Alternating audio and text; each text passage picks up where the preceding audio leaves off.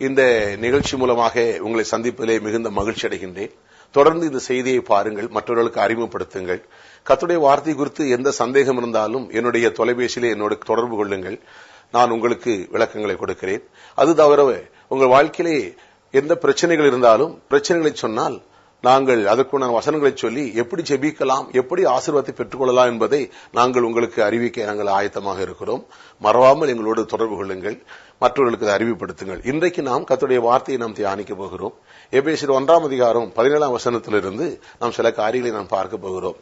இங்கே அப்போஸ்தலனாகிய பவுல் இந்த ஒரு ஜெபத்தை எபேசு மக்களுக்கு எழுதுகின்ற போது ஒரு ஜெபத்தை குறித்து எழுதுகிறார். அதை நான் உங்களுக்கு வாசிக்கிறேன். நம்முடைய கர்த்தராகிய இயேசு கிறிஸ்துவின் தேவனும் மகிமையின் பிதாவுமானவர் தம்மை நீங்கள் அறிந்து கொள்வதற்கான ஞானத்தையும் தெளிவும் அளிக்கிற ஆவியை உங்களுக்கு தந்திரள வேண்டும் என்றும், தாம் நம்மை அழைத்ததினாலே நமக்கு உண்டாயிருக்கிற நம்பிக்கை என்னதென்றும், பரிசுத்தவான்களிடத்தில் தமக்கு உண்டாயிருக்கிற சுதந்திரத்தினுடைய மகிமையின் ஐஸ்வர்யம் என்னதென்றும், தான் கிறிஸ்துவை மரித்தொரிந்து எழுப்பி அவரிடத்தில் நடப்பித்த தமது பலத்த சத்துவத்தின் வல்லமையின்படியே விசுவாசிக்கிறவர்களாகி நம்மிடத்தில் காண்பிக்கக்கூடிய தம்முடைய வல்லமையின் மகா மேன்மையான மகத்துவம் என்னதென்றும் நீங்கள் அறியும்படிக்கு அவர் உங்களுக்கு பிரகாசமுள்ள மனக்கண்களை கொடுக்க வேண்டும் என்றும் வேண்டிக் கொள்கிறேன். அதாவது எபேசு 1:17 19 வசனம் வரைக்கும் நான் வாசித்தேன். இதுல என்ன சொல்கிறார்? நம்முடைய கர்த்தராகிய இயேசு கிறிஸ்துவின் தேவனும் மகிமையின் பிதாவுமானவர் தம்மை நீங்கள் அறிந்து கொள்வதற்கான ஞானத்தையும் தெளிவும் அளிக்கிற ஆவியே. அருமையானவர்களே, தொடர்ச்சியாக இந்த வசனங்களை நாம் தியானிக்கின்ற போகிறோம். ஒவ்வொரு நாளும் இதே நேரத்தில் தியானிக்கின்ற போகிறோம். இங்கே பவுல் எழுதுதான ஒரு காரியம் எபேசு மக்களுக்கு, விசுவாசிகளுக்கு சொல்லக்கூடியதான ஒரு காரியம். தம்மை அறிந்து கொள்வதற்கான ஞானத்தையும் தெளிவும் அளிக்கிற ஆவி. இது தேவன் யார், அவர் எப்படிப்பட்டவர், அவருடைய குணாதிசயங்கள் என்ன, இயேசு யார், பரிசுத்த ஆவியானவர் யார், இதை குறித்து நாம் அறிய வேண்டிய பிரகாரமாக வேத வசனத்தின் வெளிப்பாடிலே புரிய வேண்டிய பிரகாரமாக புரிந்து கொள்ள வேண்டும் என்றால் அதற்கு ஞானத்தையும் தெளிவும் அளிக்கிற ஆவியை தேவன்தான் தர வேண்டும் என்று இங்கே அப்போஸ்தலனாகிய பவுல் அதற்காக ஜெபிக்கிறார். அருமையானவர்களே, அப்படியானால் இங்கே என்ன வாசித்தோம்? தேவனும் தேவன் யார்? இந்த தேவனை குறித்து பழைய ஏற்பாட்டு மக்கள் பலர் பலவிதமாக சொன்னார்கள். அவருடைய அறிவு, அவருடைய வெளிப்பாடுகள் குறைவாக இருந்தது. நாளுக்கு நாள் அந்த வெளிப்பாடுகள் கூடியது. ஆனால் கடைசியிலே இயேசு கிறிஸ்து வந்த பின்புதான் தேவனை குறித்த ஒரு சரியான, ஒரு தெளிவான, மிக அழகான ஒரு கருத்தை கொடுத்தார். அதைத்தான் நாம் பார்க்கின்ற பொழுது லூக்கா 18 அதிகாரம் 19 வசனத்திலே இயேசு கிறிஸ்து தேவனை குறித்து என்ன சொன்னார்? தேவன் தவிர நல்லவர் ஒருவரும் இல்லையே என்று சொன்னார். ஆனால் பழைய உடன்படிக்கையிலே பார்த்தால், பழைய ஏற்பாட்டு மக்களை பார்த்தால் தேவனை குறித்து மிக அழகாக சொன்னவர்கள், மிக நேர்த்தியாக சொன்னவர்கள், மிக சிறப்பாக சொன்னவர்கள். அதே சமயத்திலே அவர்கள் அறியாமையினாலே பல தவறான செய்திகளும் அவர்களுடைய அறிவுக்கு ஏற்றபடி அவர்கள் பேசுகிறதை நாம் பார்க்கிறோம். அதை நாம் தொடர்ந்து நாம் பார்க்க போகிறோம். ஏனென்றால் உதாரணமாக யோபு என்ற பக்தனை நாம் பார்க்கின்ற பொழுது அவர் சொல்லுகிறார், தேவனை குறித்து பேசுகின்ற பொழுது யோபு 2:10 சொல்லுகிறார், நீ பைத்தியக்காரி போல பேசுகிறாயே, தேவன்கிட்ட நன்மை பெற்ற நாம் தீமை பெற வேண்டாமா என்று சொல்லுகிறார். அப்படியானால் அவர் எண்ணின காரியம் என்ன? தேவன் நன்மையும் ஒரு தான் செய்கிறவர், தீமையும் செய்கிறவர் என்றதான ஒரு வெளிப்பாடு. எத்தனையோ நல்ல வெளிப்பாடு. ஒரு மனிதன், அவர் உத்தமன், சன்மார்க்கன், தேவனுக்கு பயப்படுகிறவர், பொல்லாப்புக்கு விலகிறவர். ஆனால் அது போதாது. அதனாலே அவருக்கு ஒரு பாதுகாப்பு இல்லை. தேவனை குறித்த ஒரு சரியான ஒரு வெளிப்பாடு, ஒரு தெளிவான ஒரு அறிவு தேவைப்பட்டது. ஆகையினாலே அருமையானவர்களே, அவருடைய வெளிப்பாடு, அவர் தேவனை குறித்து அவர் தீமை பெற வேண்டும், தேவன்கிட்ட நன்மை பெற்ற நாம் தீமையை பெற வேண்டும், தீமையை எதிர்பார்த்து கொண்டிருந்தார். ஆகையினாலே அவருடைய விசுவாசத்தின்படி அவருடைய வாழ்க்கையிலே அவர் சன்மார்க்கனாய் இருந்தும், உத்தமனாய் இருந்தும், தேவருக்கு பயப்படுற மனுஷனாக இருந்தும், நீதிமானாக இருந்தும் அவர் வாழ்க்கையில சிறந்த பாதுகாப்பு இல்லை. அவருடைய பிள்ளைகள் எல்லாம் மரித்து விட்டார்கள். அவருடைய பொருளாதாரம் நஷ்டப்பட்டது. காரணம், அவர் எதிர்பார்த்து கொண்டிருக்கிறார். என்ன எதிர்பார்த்து கொண்டிருக்கிறார்? நன்மை பெற்ற நாம் தீமை பெற வேண்டாமா?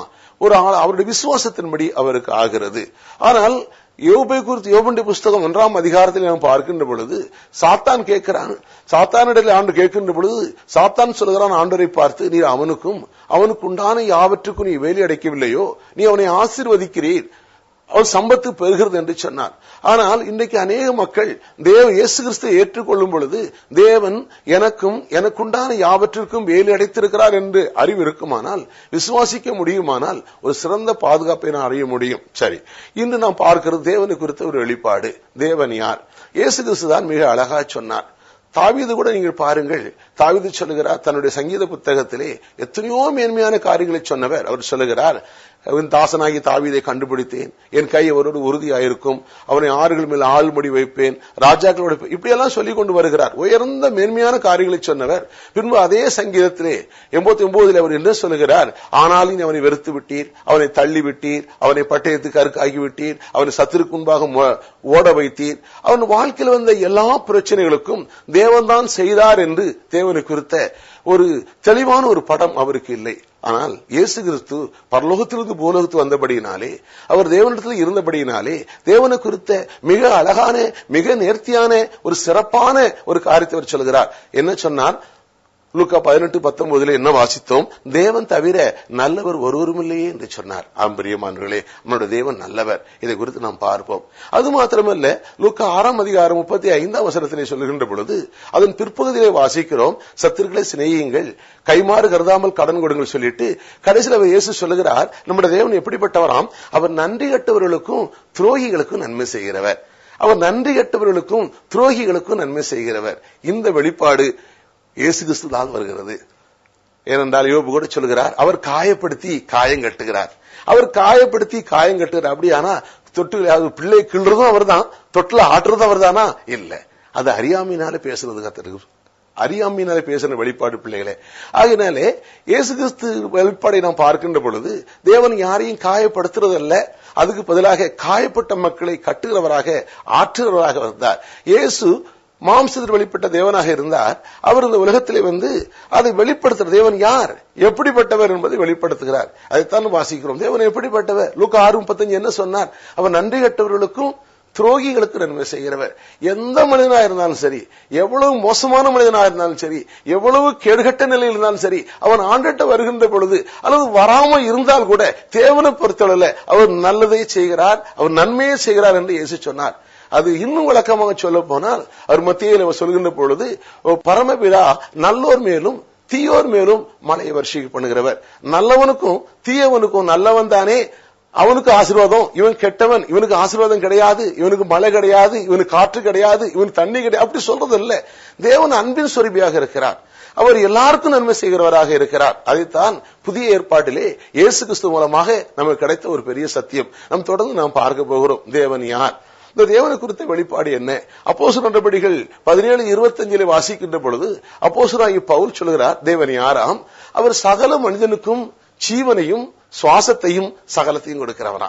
ஜீவனை கொடுக்க சகல மனிதனுக்கும், ரோட்ல போற மனுஷனுக்கு ஜீவனை கொடுக்கிறவர், சுவாசத்தை கொடுக்கிறவர், சகலத்தையும் கொடுக்கிறவர். அப்படியானால் எல்லா மனிதனுக்கும் ஜீவனையும் சுவாசத்தையும் சகலத்தையும் கொடுப்பார் என்றால், ஒரே தேடுற மக்கள், அவருடைய வருகின்ற மக்களுக்கு அவர் ஆசீர்வாதங்களையும் நன்மைகளையும் சுகத்தையும் கொடுப்பது அதிக நிச்சயம் அல்லவா? அதிக ஆசீர்வதிப்பது நிச்சயம் அல்லவா? ஓட்டுல போற மனிதர்கள், தேவனை அறியாத மனிதர்களுக்கு ஜீவனை கொடுத்தது அவர்தான். எந்த விதமான நிபந்தனை இல்லாமல், எந்த விதமான கண்டிஷன் இல்லாமல் அவருக்கு உயிரை கொடுத்திருக்கிறார், சுவாசத்தை கொடுத்திருக்கிறார், மழையை கொடுக்கிறார், காற்றை கொடுக்கிறார், எல்லா நல்ல காரியங்களையும் கொடுத்திருக்கிறார். அது அப்படிப்பட்ட தேவன் இயேசு கிறிஸ்துவோட நவீன பிள்ளைகளாகி நமக்கு நாம் அவரை விசுவாசிக்கின்ற பொழுது எல்லா ஆசீர்வாதங்களையும் இலவசமாய் கொடுப்பது அதிக நிச்சயம் அல்லவா? அப்படியான தேவனை குறித்த ஒரு வெளிப்பாடு தேவை. இதை அறிகின்ற பொழுதுதான் விசுவாசம் வரும். நீங்கள் விசுவாசிக்கும் பொழுதுதான் அதை பேசுவீர்கள், நீங்கள் பேசும்போது அதை பெற்றுக் கொள்வீர்கள். ஆகையினாலே அருமையானவர்களே, தேவனை குறித்த ஒரு சரியான படம் மனுஷனுக்கு தேவையாக இருக்கிறது. இதுதான் நற்செய்தியாக நாங்கள் அறிவித்துக் கொண்டிருக்கிறோம். கர்த்தருடைய நாமம் மகிமைப்படுவதாக. அப்ப தேவன் குறித்து யார்? யாக்கோபு 1 பார்க்கின்ற பொழுது யாக்கோபு சொல்கிறார், அவர் உங்களில் ஞானத்தில் குறைவுள்ளவனாக இருந்தால் ஒருவரையும் கடிந்து கொள்ளாதவரும் யாவரும் சம்பூர்ணமாய் கொடுக்கிறவருமாகிய தேவன் கேட்கிறவர். அப்படியானால் யார் நம்முடைய தேவன்? யார்? ஒருவரையும் கடிந்து கொள்ளாதவர். ஒருவரையும் கடிந்து கொள்ளாதவர். அவர் யாவருக்கும் சம்பூர்ணமாய் கொடுக்கிறவர். அப்படியானால் அப்போ நமக்கு ஒரு நம்பிக்கை ஏற்படுகிறது. தேவனுக்கு வருகின்ற பொழுது என்னோட தேவன் கடிந்து கொள்ளாதவர், சம்பூர்ணமாய் கொடுக்கிறவர். கர்த்தருடைய நாமம் மகிமைப்படுவதாக. அது மாத்திரமல்ல, யாக்கோபு சொல்கிறார் 1 அப்படியாக வாசிக்கிறோம், தேவன் எப்படிப்பட்டவராம்? அவர் ஒருவரையும் தீமையினாலே சோதிக்காதவர், ஒருவரையும் ஒருபோதும் சோதிக்காதவர். சில சொல்றாங்க, ஐயோ ஆண்டவனை சோதிச்சிட்டாரு, ஆண்டவனை கஷ்டம் கொடுத்துட்டாரு. பழைய ஏற்பாட்டு பக்தர்கள் எல்லாம் அதைத்தான் சொன்னார்கள், எனக்கு கஷ்டம் கொடுக்கிறாரு, எனக்கு துன்பம் கொடுத்தாரு, என்ன நொறுக்குனாரு. கிடையாது அருமையானவர்களே. தேவன் பூமியிலே மனிதனாக வந்தார், இயேசு என்ற ரூபத்திலே வந்தார். காணாத தேவன் காணக்கூடாத உலகத்தில் வாழ்ந்த தேவன், ஒருவரும் சேரக்கூடாத ஒளியில வாசம் பண்ணினவர், ஒருவரும் சேரக்கூடாத ஒளியில வாசம் பண்ணினவர், கண்டிராதவர், காணக்கூடாதவர் இயேசு என்ற ரூபத்திலே மனிதனாக வந்தார். காணக்கூடியவராக, தொடக்கூடியவராக, அவரிடத்திலே அவரோடு உறவாடக்கூடிய நிலையிலே இந்த பூமியிலே வந்தார். அவர்தான் இந்த உலகத்திலே வந்து தேவனை குறித்த ஒரு சரியான படம் அவர் சொல்லுகிறார். லூக்கா 6ஆம் அதிகாரத்திலே ஒரு காரியம் சொல்லுகிறார், தரித்திரராய் இருக்கிற நீங்கள் பாக்கியவான்கள். நான் நினைச்சேன், தரித்திரா இருக்கிறதான் பாக்கியவான், தரித்திரமா இருந்தா தான். ஆனா கடவுளுடைய ஜெபம் பண்ணுகின்ற பொழுது ஆண்டவர் தரித்திரத்தை உண்டாக்க வரவில்லை. இயேசு இந்த பூமியிலே வருகின்ற யோவான் 10ஆம் அதிகாரத்திலே இப்படி சொல்லுகிறார், திருடன் திருடவும் கொல்லவும் அழிக்க வருகிறான், நானோ ஜீவன் உண்டாயிருக்கவும் அந்த ஜீவன் பரிபூரணப்படவும் வந்தேன். நானோ ஜீவன் உண்டாயிருக்கவும் அந்த ஜீவன் பரிபூரணப்பட வந்தேன் என்று சொல்கிறார். அப்படியானால் இயேசு சொன்னார், நான் வாசல் என்று சொல்லுகிறார்.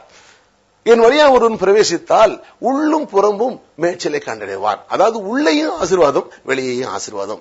இயேசுகிட்ட வருகின்ற பொழுது, இயேசு வழியாக, இயேசு என்ற ஒரு வாசல் வழியாக அவர் செல்லுகின்ற பொழுது உள்ளேயும் ஆசீர்வாதம், வெளியேயும் ஆசீர்வாதம், வாழ்க்கையில ஒரு பரிபூரணம். அப்படியானால் அவன் தரித்திரனாய் இருக்கிற நீங்கள் பாக்கியவான்கள் என்றால் என்ன? லூக்கா 6ஆம் அதிகாரம் சொல்லுகின்ற பொழுது, தரித்திரம் ஒரு பாக்கியம் அல்ல.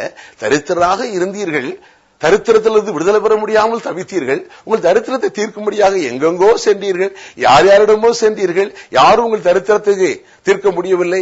கடைசியிலே வானத்தையும் பூமி உண்டாக்கின ஆண்டவர், தேவனுடைய குமாரன், தேவன், இந்த சிருஷ்டிகர்த்தர் இயேசுவிட வந்தீர்கள், ஆகையினாலே பாக்கியவான்கள். காரணம், இனி நீங்கள் தரித்திரமாக இருக்க வேண்டிய அவசியம் இல்லை. ஏனென்றால் இவர் வாசலாக இருக்கிறார். இந்த வாசலில் பிரவேசித்தபடியினாலே உள்ளும் புறம்பும் நீங்கள் மேய்ச்சலை காண்பீர்கள், விருத்தியை காண்பீர்கள், சுகத்தை காண்பீர்கள். ஆனால் விசுவாசித்தால் மகிமையை காண்பீர்கள். கர்த்தருடைய நாமம் மகிமைப்படட்டும். கர்த்தருக்கு ஸ்தோத்திரம்.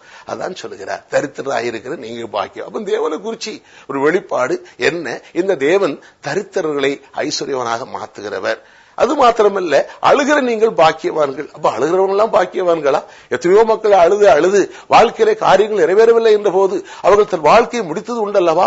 செய்தித்தாளிலும் பார்க்கிறோமே, எத்தனையோ மனிதர்கள் தற்கொலை பண்ணிவிட்டார்கள். அப்ப அழுகிறவர்கள் பாக்கியவான் அல்ல. அதுல சொன்ன கருத்து என்ன?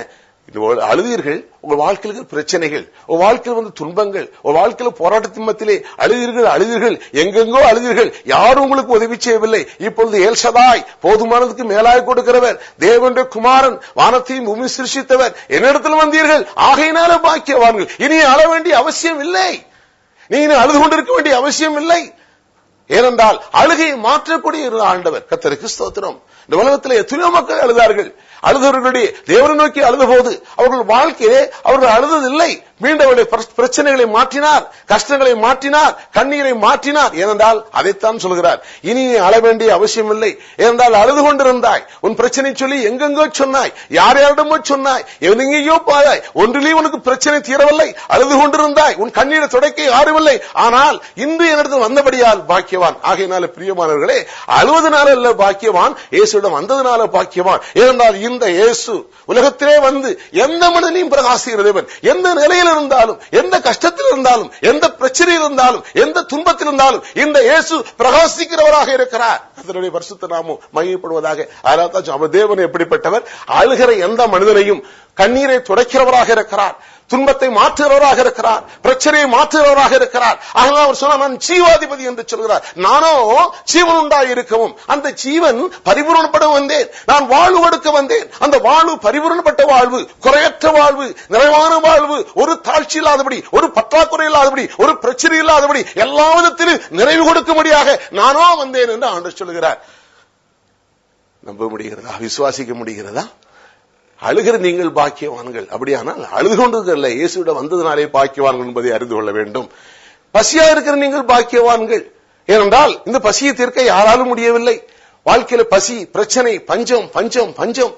ஆனால் இயேசுவிடம் வந்த பொழுது இவர் கர்த்தருக்கு வனாந்திரத்திலே மன்னாவை கொடுத்தவர். இஸ்ரவேல் ஜனங்களுக்கு, பல லட்சம் மக்களுக்கு 40 ஆண்டுகள் உழைக்காமலேயே வானத்திலிருந்து மன்னா கொடுத்த அந்த தேவன் இப்பொழுது மனிதனாக அவர் மத்தியில் வந்திருக்கிறார். இந்த தேவனிடத்தில் வந்தபடியினாலே அதான் அர்த்தம். அதைத்தான் சொல்லுகிறார், பசியா இருக்கிற நீங்கள் பாக்கியவான்கள். காரணம், நான் தேவன், வானத்துக்கும் பூமிக்கும் சொந்தக்காரர், பூமியின் நிறைவையும் உண்டாக்கினவர், சமுத்திரத்தை அதிலுள்ள யாவற்றையும் உண்டாக்கினவர் என்னிடத்தில் வந்தபடியினாலே இனி நீ பசியோடு இருக்க வேண்டிய அவசியம் இல்லை, பிரச்சனையோடு இருக்க வேண்டிய அவசியம் இல்லை. ஏனென்றால் நான் உன் பசியை தீர்க்கிறவர், ஆகையினாலே பாக்கியவான். அருமையானவர்களே, பசியோடு இருப்பது பாக்கியம் அல்ல, கிறிஸ்தவ மார்க்கம் பசியை போதிக்கவில்லை. ஏனென்றால் நம்முடைய ஆண்டவர் அவர் திருப்தியாக்குகிறவர். வேதம் சொல்லுகிறது, சங்கீதக்காரன் தாவீது சொல்லுகிறான், கூப்பிடுற காக்கை குஞ்சுகளுக்கும் ஆகாரம் கொடுக்கிறவராம்.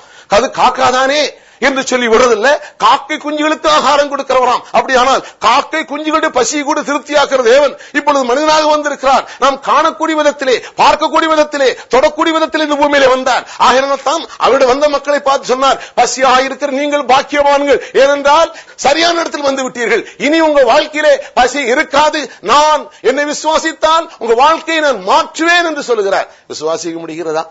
தேவன் நல்லவர். அதுதான் பவுல் சொல்றார், கர்த்தராகிய இயேசு கிறிஸ்துவின் தேவனும் மகிமையின் பிதாவுமானவரே, உம்மை அறிந்து கொள்வதற்கான ஞானத்தையும் தெளிவையும் அளிக்க. தேவன் யார்? தேவன் எப்படிப்பட்டவர்? கர்த்தருடைய நாமம் மகிமைப்படுவதாக. நான் பல வசனத்தின் மூலமாக நான் தொடர்ந்து உங்களோடு நான் பேசப் போகிறேன். நான் தேவனுடைய வார்த்தை படிக்கின்ற பொழுது பல கேள்விகள் இருக்கிறது. அந்த கேள்விகளுக்கெல்லாம் ஜெபிக்கின்ற பொழுது பரிசுத்த ஆவியானவர் நமக்கு பதில் கொடுக்கிறவராக இருக்கிறார். கர்த்தருடைய நாமம் மகிமைப்படட்டும். யாக்கோபு 1 அதிகாரம் 17 வசனத்திலே தேவனை குறித்து இப்படி சொல்லுகிறார். யாக்கோபு என்ன எழுதுகிறார்? நன்மையான எந்த ஈவும் பூரணமான எந்த வரமும் பரலோகத்திலிருந்து உண்டாகி ஜோதிகளின் பிதாவிடத்திலிருந்து இறங்கி வருகிறது. அவர் யாதொரு மாறுதலும் இல்லை, யாதொரு வேற்றுமை நிழல் இல்லை. அப்படியான நன்மையான எந்த ஈவும், நன்மையான எந்த வரமும் பரலோகத்திலிருந்து உண்டாகி ஜோதிகளின் பிதாவிடத்திலிருந்து உண்டாகி அது இறங்கி வருகிறது. அப்படியானால் தேவன்கிட்ட தீமை இல்லை, பரலோகத்தில் தீமை இல்லை, பரலோகத்தில் வியாதி இல்லை, பரலோகத்தில் கண்ணீர் இல்லை, பரலோகத்தில் புலம்பல் இல்லை, பரலோகத்தில் அழுகை இல்லை. அப்படியானால் நன்மையான எந்தையும் விசுவாசிக்கின்ற பொழுது நமக்கு வருகிறது. கர்த்தருடைய நாமம் மகிமைப்படுவதாக. அப்படியே நன்மையான எந்தையும் பரலோகத்தில் இறங்கி வரும் என்றால் அப்ப தீமையான எல்லாம் எங்கே இருந்து வருகிறது? பாதாளத்திலிருந்து ஏறி வருகிறது. ஏனென்றால் இயேசுவை சொன்னார் யோவான் 10:10 திருடன் திடவும் கொல்லவும் அழிக்க வருகிறான். அப்படியே நம்ம சமாதானத்தை திருடக்கூடிய காரியங்கள், வாழ்க்கையில அழிவை கொடுக்கக்கூடிய காரியங்கள், கடனிலே தள்ளக்கூடிய காரியங்கள், பிரச்சனையிலே குடும்பத்திலே குழப்பத்தை உண்டாக்குற காரியங்கள், மன நெருக்கத்தை உண்டாக்குற காரியங்கள் எல்லாம் எங்கிருந்து வருகிறது? அது பாதாளத்திலிருந்து வருகிறது, அது பிசாசிலிருந்து வருகிறது. ஏனென்றால் தேவனிடத்தில் வருவது என்ன? நன்மை. ஒரு நாள் அவருடைய தீமை இல்லை. இயேசு ஒரு நாளும் ஒருவருக்கும் தீமை செய்தவில்லை. அல்லேலூயா. விசுவாசிக்க முடிகிறதா?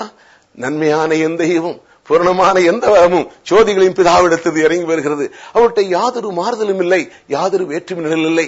நான் உனக்கு நன்மை செய்வேன், உனக்கு நான் தீமை செய்வேன், அப்படி கிடையாது. என்றாலும் எது சொல்றது? அவர் எல்லா மனிதனுக்கும், அவர் நன்றி கெட்டவர்களுக்கும் துரோகிகளுக்கும் நன்மை செய்கிறவர். நான் உனக்கு தீமை செய்வேன், உனக்கு நன்மை செய்வேங்கிறது இல்லை. நான் எல்லாருக்கும் நன்மையை தான் செய்வார். அவர் நன்மை செய்ய, நன்மை தவிர அவர் தீமை செய்வதில்லை, ஒருபோதும் தீமை செய்ததில்லை. கர்த்தருடைய நாமம் மகிமைப்படுவதாக. தொடர்ந்து நாம் தேவனை குறித்து சில காரியங்களை நான் பார்க்கட்டும். நம்முடைய தேவன் எப்படிப்பட்டவர்? அவர் நல்லவராகவே இருக்கிறார். உதாரணமாக நான் அடிக்கோத்தர நான் சொல்வது உண்டு, நான் பலருக்கு நான் சொல்வது உண்டு. ஆபிரகாமினுடைய ஒரு மறுமனையாட்டி ஆறுதான் ஒரு பெண்ணை நாம் பார்க்கிறோம். சாராளுடைய ஆலோசனையின்படி ஆபிரகாம் அவளோடு சேர்ந்து அவள் கர்ப்பவதியாகிறாள். கர்ப்பவதியான பின்பு அங்கே சாராள் அவளை கொடுமைப்படுத்துகிறாள். இவள் பிள்ளைத்தாட்சியா இருக்கிற இவள், கர்ப்பவதியா இருக்கிற இவள் ஓடி போகிறாள். ஓடி போனவள் ஒரு நீரூற்றணையில் உட்கார்ந்து அழுது கொண்டிருக்கிறாள். அவர் அழுது கொண்டிருக்கும் பொழுது அவள் அங்கலாய்த்துக் கொண்டிருக்கிறாள்.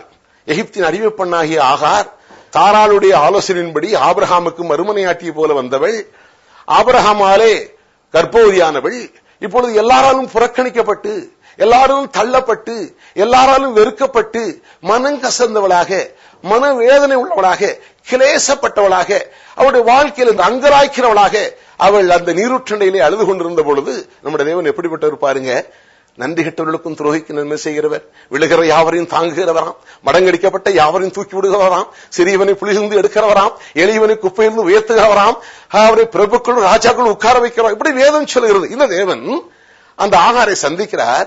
என்ன சொல்லுகிறார்? சாராளின் அடிமைப்பெண்ணாகி ஆகாரே, எங்கிருந்து வருகிறாய், எங்கே போகிறாய் என்று சொல்லுகிறார். உடனே அவள் சொல்லுகிறாள், ஐயா என் நாச்சியாரே, சாராளை விட்டு நான் ஓடி போகிறேன் என்று சொல்றார். தேவதூதன் சொல்லுகிறான், இனி போ, அவளோட அடங்கி என்று சொல்லுகிறார். சொல்லிவிட்டு இப்பொழுது நீ கர்ப்பவதியா இருக்கிறாய், கர்த்தர் உன் அங்கலாய்ப்பை கேட்டபடியால் அவனுக்கு இஸ்மவேல் என்று பெயரிடுவாயாக. கர்த்தர் உங்க அங்கலாய்ப்பை கேட்டபடியால், அதாவது என்ன அர்த்தம்? ஆபிரகாம் அவங்களுடைய அங்கலாய்ப்பை கேட்கவில்லை, சாராளுடைய அங்கலாய்ப்பை கேட்கவில்லை. ஆபிரகாமுக்கு எத்தனையோ வேலைக்காரர் இருந்தார்கள், அவருடைய அங்கலாய்ப்பை கேட்கவில்லை, அவருடைய பிரச்சனையை கேட்கவில்லை. அவள் கர்ப்பவதிதானே என்று சொல்லி இரக்கம் பாராட்டவில்லை. அவள் கொடுமைப்படுத்தப்பட்டாள், அவள் அங்கலாய்த்துக் கொண்டிருந்தாள், அவள் புலம்பிக் கொண்டிருந்தாள், அவள் வேதனைப்பட்டுக் கொண்டிருந்தாள். ஆனால் நான் ஆராதிக்கிற தேவன், நான் சேவிக்கிற தேவன், நான் நம்பி இருக்கிற தேவன், நான் இரவும் பகலும் ஆராதிக்கிற தேவன் எந்த மனிதன் அவற்றை வருகின்ற அங்கலாய்ப்பை கேட்கிறவராக இருக்கிறார். கேட்கிறது மாத்திரமல்ல, அவர் பதிலையும் கொடுக்கிறார். என்ன சொல்கிறார்? கர்த்தர் உன் அங்கலாய்ப்பை கேட்டபடியால் அவனுக்கு இஸ்மவேல் என்று பெயரிடுவாயாக, நீ ஒரு பிள்ளையை பெறுவாய், நான் அவனை மிகவும் ஆசீர்வதிப்பேன். ஆண்டவர் சொல்கிறார், நீ கர்ப்பவதியா இருக்கிறாய், உன் வயிற்றிலே ஒரு குழந்தை இருக்கிறது, அந்த பிள்ளைக்கு இஸ்மவேல் என்று பெயரிடு. கர்த்தர் ஒரு அங்கலாய்ப்பை கேட்டார். அது மாத்திரமல்ல, நான் அவனை மிகவும் ஆசீர்வதித்து பெருக பண்ணுவேன், நான் மிகவும் ஆசீர்வதித்து மிகவும் பெருக பண்ணுவேன் என்று வாசிக்கிறோம். ஆதியாகமம் 16 அதிகாரத்தில் இதை குறித்து வாசிக்கிறோம். நான் மிகவும் ஆசீர்வதித்து பெருக பண்ணுவேன் சொல்லிட்டு அந்த பிள்ளை எப்படி இருப்பானா, அவனுக்கு இஸ்மவேல் என்று பெயரிடு, ஆகாரே வயிற்றில் இருக்கிற பிள்ளைக்கு இஸ்மவேல் என்று பெயரிடு. அவன் துஷ்டனா இருப்பான். என்ன சொல்லுங்க? துஷ்டனா இருப்பான். அவன் துரோகி, ஒரு துஷ்டன், ஒரு மோசமானவனா இருப்பான். அவன் பிறக்கிறதுக்கு முன்னாலே கர்த்தர் சொல்லுகிறார், வயிற்றில் ஒரு துஷ்டன் இருக்கிறான், வயிற்றில் ஒரு துஷ்டன் இருக்கிறான், அவனுக்கு இஸ்மவேல் என்று பெயரிடு. நான் என்ன செய்ய போறேன்? அந்த துஷ்டனை மண்டையை உடைக்க போறதில்ல, அந்த துஷ்டனுடைய கையை காலை உடைக்க போறதில்ல, நான் அவனை மிகவும் ஆசீர்வதிப்பேன், மிகவும் பெருக வைப்பேன். அருமையானவர்களே, நம்முடைய தேவனை குறிச்சு பாருங்க, வேதம் என்ன அழகாக சொல்லுகிறது. துஷ்டன்னு தெரிஞ்சும், வயிற்றுக்குள்ள துஷ்டன் இருக்கிறான்னு தெரிஞ்சும் அவள் அங்கலாய்க்கிறாள். அவர் ஆபிரகாமின் வித்தா இருக்கிறான், ஆனா அவன் துஷ்டன் இருக்கிறான். அப்படி இருந்த போதிலும் கூட என்னோட தேவன் அவனை சொல்லுகிறாள், நான் மிகவும் ஆசீர்வதித்து பெருக பண்ணுவேன். யார? துஷ்டனை. அப்படியானால் ஒரு மனிதன் இயேசுவை ஏற்றுக்கொள்ளும் பொழுது, இயேசுகிட்ட வருகின்ற பொழுது வேதம் சொல்லுகிறது, கர்த்தருக்கு ஸ்தோத்திரம், அவருடைய நாமத்தின் மேல் யோவான் 1 அதிகாரம் 12-13 வசனங்களை வாசிக்கின்ற பொழுது, அவருடைய நாமத்தின் மேல் விசுவாசம் உள்ளவர்களாய் அவரை ஏற்றுக்கொண்ட எத்தனை பேர்களோ அத்தனை பேர்களும் தேவனுடைய பிள்ளைகளாகும்படி அவர்களுக்கு அதிகாரம் கொடுத்தார். அருமையானவர்களே, இயேசு கிறிஸ்துவை ஆண்டவராக இரட்சகராக ஏற்றுக்கொள்ளும் பொழுது நீ தேவனுடைய பிள்ளைகளாகும்படி தேவர்களுக்கு அதிகாரம் கொடுத்திருக்கிறார் என்று வேதம் சொல்கிறது. அப்படியானால் ஒரு துஷ்டனே கர்த்தர் ஆசீர்வதிப்பார் என்றால், அவன் வயிற்றில் துஷ்டன் இருக்கிறான் என்று தெரிந்தே கர்த்தர் ஆசீர்வதிப்பார் என்றால், அது மிகவும் ஆசீர்வதிப்பேன், மிகவும் பெருக பண்ணுவேன் என்று சொன்னால், இயேசுவை ஏற்றுக்கொண்ட தேவனுடைய ஜனமே, தேவனுடைய பிள்ளையா இருக்கிற தேவனுடைய ஜனமே, உங்களை ஆசீர்வதிப்பது கோடி மடங்கு உயர்த்துவது தேவன் நிச்சயம் அல்லவா, உங்களை விருத்தியாக்குவது நிச்சயம் அல்லவா. விசுவாசி தேவனுடைய மகிமையை காண்பாய். பிரச்சனை என்ன? ஆசீர்வாதத்தை பெற்றுக்கொள்வது எப்படி? சுகத்தை பெற்றுக்கொள்வது எப்படி? நன்மையை பெற்றுக்கொள்வது எப்படி? ஒண்ணும் இல்ல. விசுவாசித்தால் தேவனுடைய மகிமையை காண்பாய். கிறிஸ்தவ மார்க்கத்துக்கு பேர் விசுவாச மார்க்கம். ஒரு குருடன் வருகிறான். ஒரு குருடனை குறித்து வேதத்திலே வாசித்து பார்க்கிறோம். அவன் வழியருகே உட்கார்ந்து பிச்சை கேட்டுக் கொண்டிருக்கிறான். இயேசு போகிறார் என்று கேள்விப்பட்ட உடனே அவன் சொல்கிறான், இயேசுவே, தாவீதின் குமாரனே, எனக்கு இறங்கும் என்று சொல்கிறான். அவன் ஒரு பிச்சைக்காரன், அவன் ஒரு குருடன், அருமை பிச்சை எடுத்துக் கொண்டிருக்கிறவன். இயேசு என்று கேள்விப்பட்ட போது அவன் கத்துகிறான், அவன் கதறுகிறான், ஆண்டவரே எனக்கு இறங்கும் என்று சொல்கிறான். உடனடியாக சமுதாயம் அவனை தடுக்கிறது. ஏ குருடா, ஏழை மனுஷனை தடுக்கிறது, சத்தாதே, அமைதியாயிரு, சத்தம் போடாதே என்று சொல்கிறது. உடனடியாக இவன் என்ன சொன்னான்? பின்னும் அதிகமாக ஆண்டோட போக்கு தடுத்துட்டாங்கன்னா, யாராவது சொன்னாங்கன்னா, யோப்பா எங்க வீட்டுல தடுத்துறாங்க, நான் வரமாட்டேன், கோயிலுக்கு போறதுக்கு அவங்க தடையா இருக்கிறாங்க, நான் வரமாட்டேன், திட்டுறாங்க, வரமாட்டேன். ஆனா அந்த குருடனை பாருங்க, அவன் அப்படி சொல்லவில்லை. எல்லாரும் தடுத்த உடனே இன்னும் அவன் அதிகமா சத்தமிட்டான். உடனடியாக ஆண்டவர் நின்றார். அவன் சத்தம் தேவரை நிற்க வைத்தது. நின்று கேட்டார், இனி அவனை அழைத்து வாருங்கள். வந்த உடனே கேட்கிறான், உனக்கு என்ன வேண்டும்? ஆண்டவரை நான் பார்வையடைய வேண்டும், ஆண்டவரை நான் பார்வையடைய வேண்டும். உடனே விசுவாசம் அவனை ரட்சித்தது. இலவசமாய் பார்வை கொடுத்த ஆண்டவர். அருமையானவர்களே, இந்த தேவன் கொடுக்கிற அத்தனை ஆசீர்வாதங்களும் இலவசமாகவே இருக்கிறது. இலவசமாய், எந்த விதமான நிபந்தனை இல்லாமல், எந்த விதமான எதிர்பார்ப்பு இல்லாமல், எந்த விதமான கண்டிஷன் இல்லாமல் இலவசமாய் கொடுக்கிறார். என்ன சொன்னார்? உன் விசுவாசம் உன்னை ரட்சித்தது, நீ போ என்று சொன்னார். ஆனா அந்த மனிதனோ பார்வையடைந்தவனாக இயேசுவின் பின்னாலே போனான்.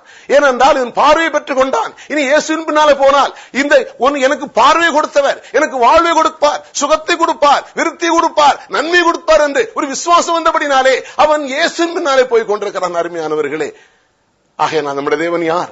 நன்றி கெட்டவர்களுக்கும் துரோகிகளுக்கு நன்மை செய்கிறவர். நம்முடைய தேவன் யார்? ஒருவரையும் கடிந்து கொள்ளாதவர். நான் ஆராதிக்கும் நம்முடைய தேவன் யார்? விழுகிற யாவரையும் தாங்குகிறவர். நம்முடைய தேவன் யார்? கூப்பிட காக குஞ்சுகளுக்கு ஆகாரம் கொடுக்கிறவர். அருமையானவர்களே, துஷ்டனையும் ஆசீர்வதிக்கிறது நான் பார்த்தேன், அதைத்தான் வாசித்தோம். அப்படியானால் உலகத்திலே எத்தனையோ மனிதர்களை ஆசீர்வதிக்கிறார். எத்தனையோ இன்றைக்கு மக்கள், சகல மனுஷர், ஆண்டவரை ஏற்றுக்கொண்டவர்கள், ஏற்றுக்கொள்ளாதவர்கள், ஆண்டவர் வந்தவர்கள், வராதவர்கள், எல்லாரையும் கர்த்தர் ஆசீர்வதிக்கிறார். ஒருவருக்கு அவர் தீமை செய்யவில்லை. இன்னும் இப்படி சொல்ல முடியுமே? அப்படி இருக்கும்போது நாம் ஆண்டோடு வந்தால், இயேசுவை ஏற்றுக்கொண்டால் நம்மை ஆசீர்வதிப்பது இல்லையா? நம்மை உயர்த்துவார் அல்லவா? அதுக்கு நாம் என்ன செய்ய வேண்டும்?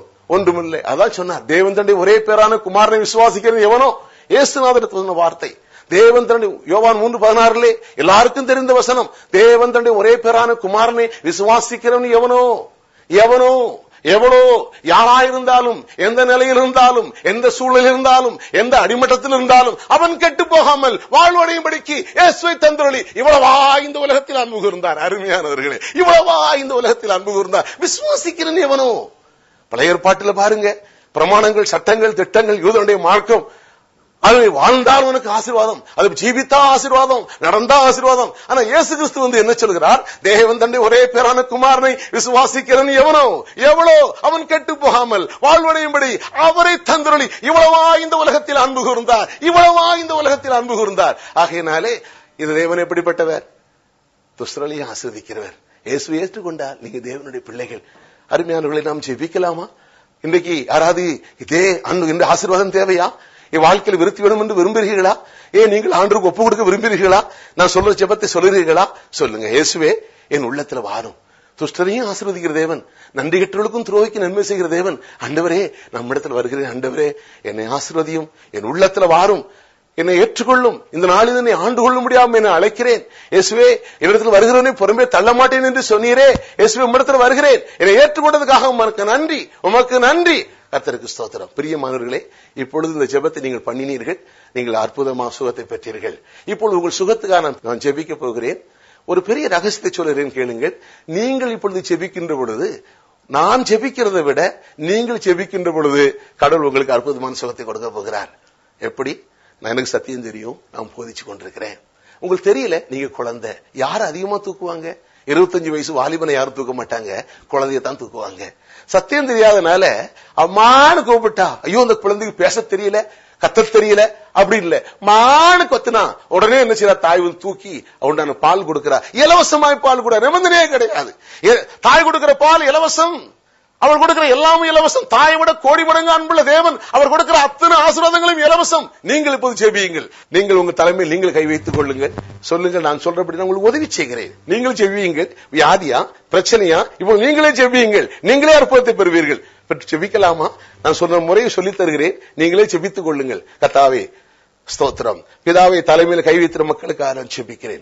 ஆண்டவரே, இவர்கள் ஜெபித்துக் கொண்டிருக்கிறார்கள். ஏனென்றால் இவர் நீர் நன்றி கெட்டவர்களுக்கும் துரோகிக்கு நன்மை செய்கிறவர். இவர்கள் இயேசுவை நம்புகிறவர்கள், இயேசுவை ஏற்றுக்கொண்டவர்கள், இவர்களுடைய பிள்ளைகள். ஆசீர்வாதம் இவர்களுக்குரியது, சுகம் இவர்களுக்குரியது, நன்மை இவர்களுக்குரியது. ஆண்டவரே, இயேசுவின் நாமத்தில் நான் ஜெபிக்கிறேன். அவர்கள் ஜெபித்துக் கொண்டிருக்கிறார்கள். இயேசுவின் நாமத்திலே உச்சிலிருந்து உள்ளங்கால் வரை அவர்களுக்கு சுகம் உண்டாகட்டும். ஆண்டவரே, எல்லா விதமான பலவீனங்களும் மறைந்து போவதாக, எல்லா வியாதிகளும் மறைந்து போவதாக, எல்லா கஷ்டங்களும் மறைந்து போவதாக, சுகம் உண்டாவதாக. தேவனே, உடைய பிள்ளைகள் கூப்பிடுகிறார்களே, அவர்கள் உம்முடைய பிள்ளைகளாச்சே, சுகம் அவர்களுக்குரியதாக. அவர்களுக்காக இறங்கி வந்தரே, பாவிகளை ரட்சிக்க வந்த தேவன். ஆண்டவரே, ஒருவனும் கெட்டு போக மாட்டார் என்று சொன்னீரே. என்னிடத்தில் வருகிறவனை ஒருவரையும் ஒருபோதும் தள்ள மாட்டேன் என்று சொன்னீரே. இதோ உம்முடைய பிள்ளைகள் ஜெபிக்கிறார்களே, அவர்கள் கேட்கிறார்களே, இந்த வார்த்தையை நம்புகிறார்களே. வானமும் பூமி ஒளிந்து போனாலும் என் வார்த்தை ஒளியாது என்று சொன்னீரே. எழுதப்பட்ட வார்த்தையை நான் பேசினேன், எழுதியிருக்கிறபடியால் பேசினேன். இந்த மக்கள் விசுவாசிக்கிறார்கள், ஜெபிக்கிறார்கள். இந்த நிமிஷத்திலே, இந்த வினாடியிலே அவருடைய வாழ்க்கையிலே அற்புதம் உண்டாவதாக, சுகம் உண்டாவதாக, வெற்றி உண்டாவதாக, விடுதலை உண்டாவதாக, எல்லா பிரச்சனையும் மாறுவதாக.